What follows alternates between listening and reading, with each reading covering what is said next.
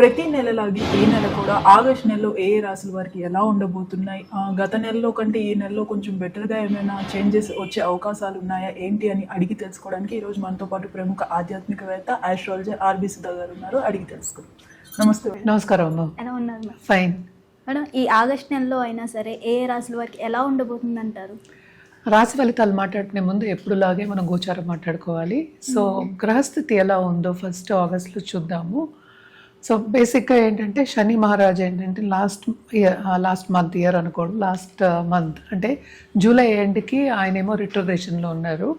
So ఇది ఈ year end వరకు రిట్రోగ్రేషన్లో ఉన్నారనమాట. అంటే ఏంటి ఎక్కడున్నారు, మీనంలో ఉన్నారు.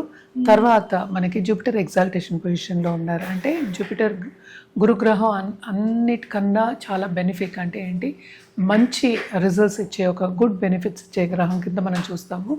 ఆయన ఏంటంటే మనకి ఇప్పుడు చూసామంటే కంబషన్లో ఉన్నారు. ఆయన 13th ఆగస్ట్కి కంబషన్ వెళ్ళిపోతుంది. అంటే సన్ కూడా ఉన్నారనమాట. ఎక్కడ ఉన్నారు? కర్కాటకంలో. సో సన్ ఏంటంటే ఎక్కడ మూవ్ అవుతున్నారు? ఆయన ఓన్ హౌస్కి మూవ్ అవుతున్నారు.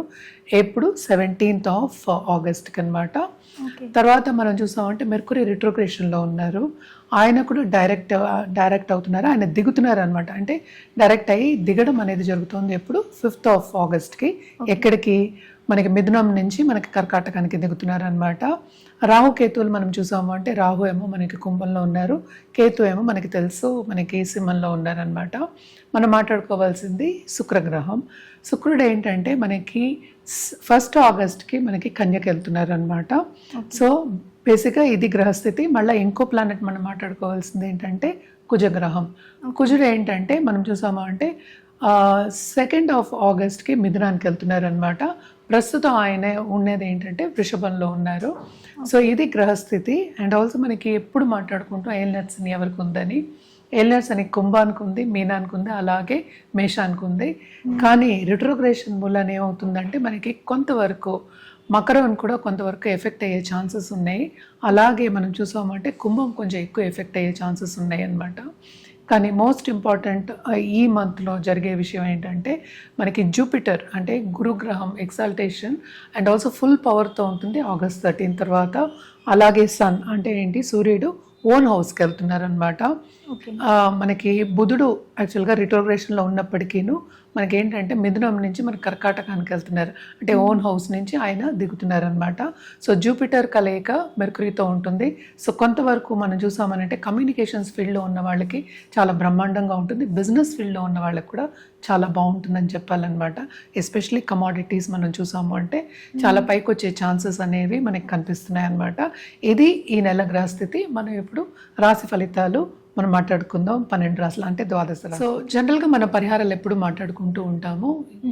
ఎంత బాగున్నా సరే 12 రాశుల వారికి ఎప్పుడు మనం మాట్లాడుకునేట్టు కొంతమందికి బాగుంటుంది, కొంతమందికి అంత బాగుండదు.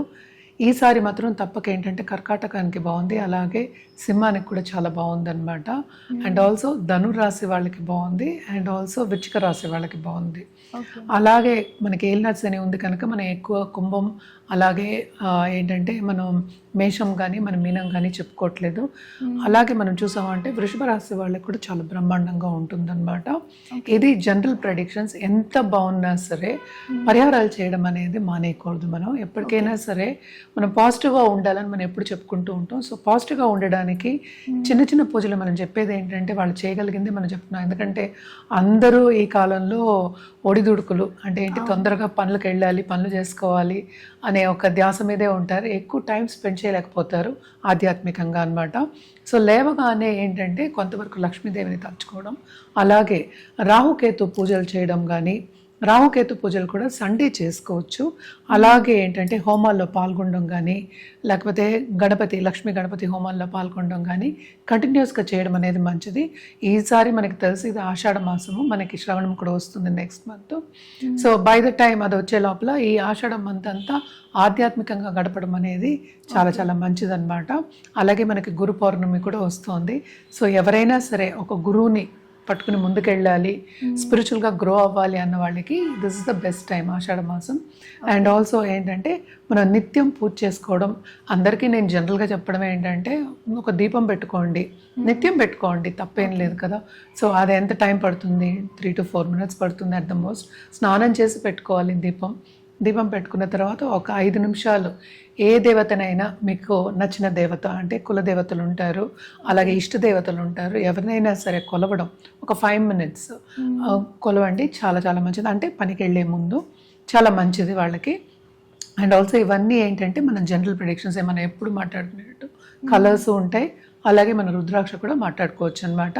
బట్ ఎప్పటికైనా సరే దేవి పూజలు చేసే వాళ్ళకి చాలా బాగుంటుంది. అంటే ఏంటి, మనం ఎప్పటికైనా సరే నెగిటివ్ని కూడా పాజిటివ్, అంటే దాన్ని దాటుకుని నెగిటివ్ కండిషన్ని దాటుకుని పాజిటివ్గా వెళ్ళడానికి స్ట్రెంగ్త్ అనేది వస్తుంది. ఎప్పటికైనా లైఫ్ అంటే ఏంటి, నెగిటివ్ ఉంటుంది, పాజిటివ్ ఉంటుంది, రెండు ఉండాలి. ఎందుకంటే ఎప్పుడూ బాగుండాలని మనం అనుకోవడానికి ఉండదు అనమాట. ఎట్లా అయినా ఎత్తు తగ్గులు అనేది కామన్.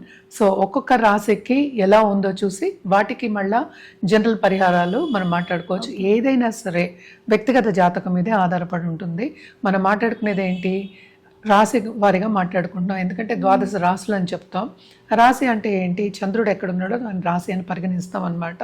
సో దాంట్లో కూడా మళ్ళీ భేదాలు ఉంటాయి. అంటే ఏంటి, నక్షత్రాలు ఉంటాయి, పాదాలు ఉంటాయి, మళ్ళీ ఏంటంటే మనకేంటంటే రాశి ఉంటుంది. రాశి అంటే భావం కూడా మనం చెప్పుకోవాలన్నమాట. దాంతోపాటు వింశోత్తరి దశ సిస్టమ్ అవన్నీ ఉంటాయి. అంటే ఇప్పుడు పీరియడ్ ఏం జరుగుతుందో అవన్నీ దాన్ని బట్టి ఏంటంటే వ్యక్తిగత జాతకం పరిగణించుకుంటే దాన్ని బట్టి మన రెమెడియల్ మెషర్స్ ఏంటంటే కరెక్ట్గా ఇవ్వడం అనేది జరుగుతుందన్నమాట. సో ఎప్పటికైనా సరే మనం ఫస్ట్ వ్యక్తిగత జాతకం అనేది పరిశీలించుకోవడం మంచిది. ఏదైనా వాళ్ళకి కావాలి అంటే కనుక రుద్రాక్ష ఇవ్వడం కానీ, జెమ్ స్టోన్ ఇవ్వడం కానీ, లేకపోతే ఒక పూజ చేయడం కానీ, జపాలు కూడా మనం చేయించగలము. ఇవన్నీ కావాలి అంటే కనుక ఎవరైనా సరే కింద స్క్రోల్ అయ్యే నెంబర్కి సంప్రదించవచ్చు. మేడం, ఆగస్ట్ నెలలో వృషభ రాశి వారికి ఎలా ఉండబోతుంది అంటారు? ముఖ్యంగా ఫైనాన్షియల్గా ఎలా ఉండబోతుంది అంటారు? వృషభ రాశి వాళ్ళు అదృష్టవంతులని చెప్పాలి. మనం కంటిన్యూస్గా అదే చెప్పుకుంటున్నాం. 11th lord exaltation position, 3rd హౌస్లో ఉన్నారు.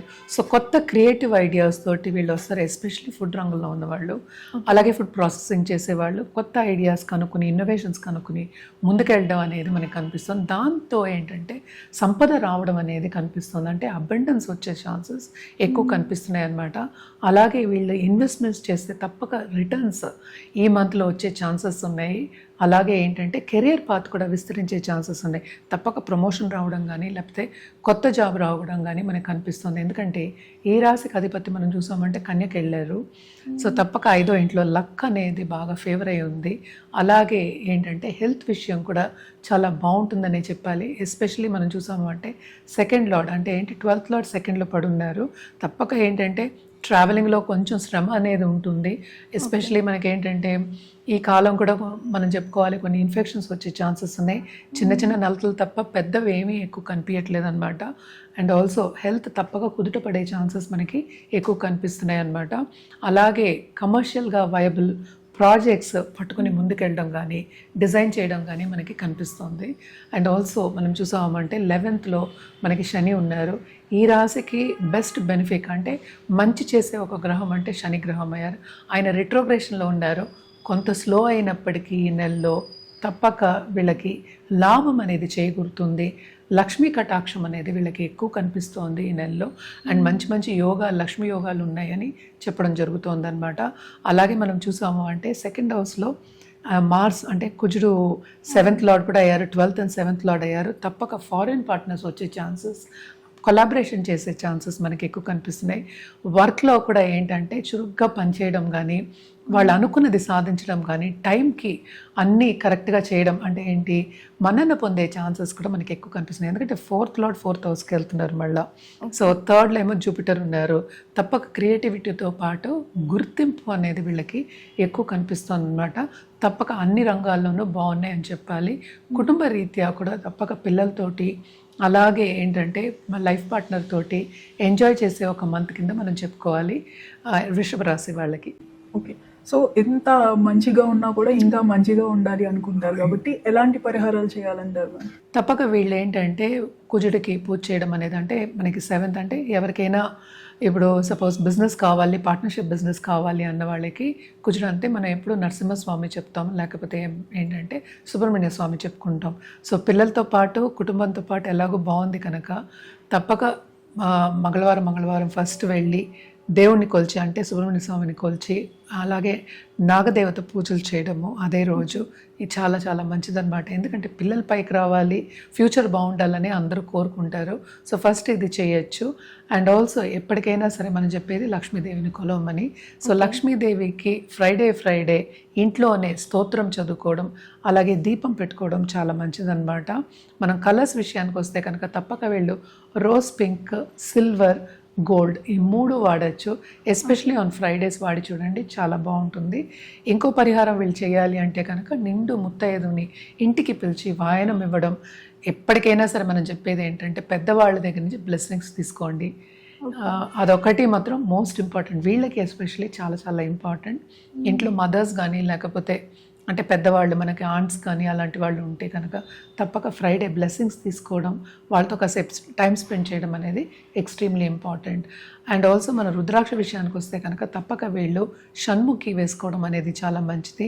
అలాగే పూజ చేసినప్పుడు కూడా తప్పక షణ్ముఖి ఒకటి పూజలో పెట్టుకుని పూజ చేయడం అనేది ఇంకా మంచిదన్నమాట.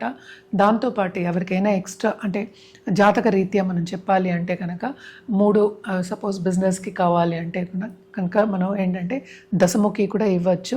దశముఖి ఎప్పటికైనా సరే ఇంకా గుర్తింపు తేవడానికి మనం ఇస్తూ ఉంటాం. అదే సన్కి కూడా మనం ఇస్తాం అన్నమాట. సో ఏదైనా సరే జాతక రీత్యా చెప్పడం అనేది జరుగుతుంది, ప్రిస్క్రైబ్ చేయడం అనేది జరుగుతుంది.